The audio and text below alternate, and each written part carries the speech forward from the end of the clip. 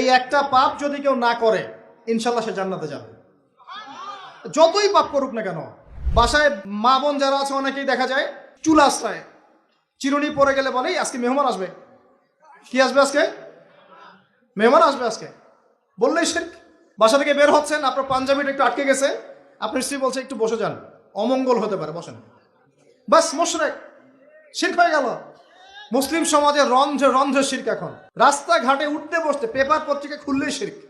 Paper খুলবেন রাশিফল, সিংহ রাশি কন্যা রাশি, দিনটা কেমন যাবে বিশ্বাস করলেই মুশরিক হয়ে যাবে। রাস্তার পাশে টিয়া পাখি দিয়ে ভাগ্য পরীক্ষা করছে, হাতটা দেখে দেন তো ভাই কি আছে, বললেই শিরক হয়ে যাবে। আংটি বিক্রি করছে, আংটি পরলে রোগ ভালো হবে, হাতে দিল রোগ ভালো হবে এই উদ্দেশ্যে, মুশরিক। হাতে দিয়েছে রোগ ভালো হবে, আমার ডায়াবেটিস ভালো হয়ে যাবে, বিসমিল্লাহ, ব্যাস মুশরিক, নাউজুবিল্লাহ। এই আকীদা নিয়ে পড়লেই মুশরিক। মুসলিম সমাজে অহরহ শিরক আছে। আর আবু জেহেলের যুগে কি ছিল ভাই? আবু জেহেলের যুগে অনেকদিন বলেছি মেজর 5টা সমস্যা ছিল। কয়টা? মেজর 5টা, মাইনর সমস্যা অনেক, মেজর 5টা। এক, আবু জেহেলের যুগের বেশিরভাগ মানুষ শিরক করতো। কি করতো ভাই? লাত, উজ্জা, হবল, মানাত এইসব মূর্তি পূজা করতো। এখন হয়তো মুসলিম সমাজে এটা নাই ঠিকই, কিন্তু মুসলিমরা এখন কবর মাজার পূজায় শুরু করেছে, করে নাই? মুসলিমরাও এখন নেক্সট সুরতে ধোকা খাচ্ছে।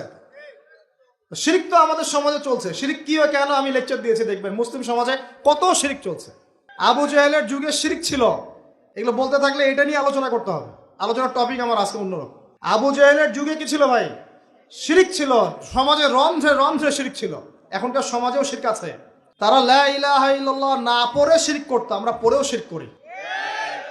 আল্লাহ পাক আমাদের সবাইকে শিরকের পাপ থেকে হেফাজত করুন বলি আমি। এই একটা পাপ যদি কেউ না করে ইনশাল্লাহ সে জান্নাতে যাবে, যতই পাপ করুক না কেন। জেনা করেছে, মদ খেয়েছে, মিথ্যা বলেছে, অনেক কিছু করেছে, শুধু শিরকের পাপ করে নাই, আল্লাহ তাকে মাফ করে দিবেন ইনশাল্লাহ। বিশ্বাস করলেন না কথাটা? নবীজি বলেছেন এই উম্মতের যে কোনো ব্যক্তি যতই পাপ করুক না কেন আল্লাহ পাক সমস্ত পাপ মাফ করতে পারেন, কিন্তু শিরকের গুনাহ আল্লাহ পাক মাফ করবেন। তওবা করে যদি মারা না যায় মাফ করবেন না। একটা এক্সাম্পল দিয়ে বোঝাচ্ছি, তাহলে ক্লিয়ার হয়ে যাবে। মনে করেন কেউ একজন জেনা করেছে, তওবা করার সুযোগ হয় নাই, মারা গেছে, নাউজুবিল্লাহ। এখন আল্লাহ পাক কিয়ামতের মাঠে এই জেনার পাপটা মাফ করে দিতে পারেন, যদিও সে তওবা করে নাই। যদিও সে তওবা করে নাই, আল্লাহ পাক এই পাপটাও মাফ করতে পারেন।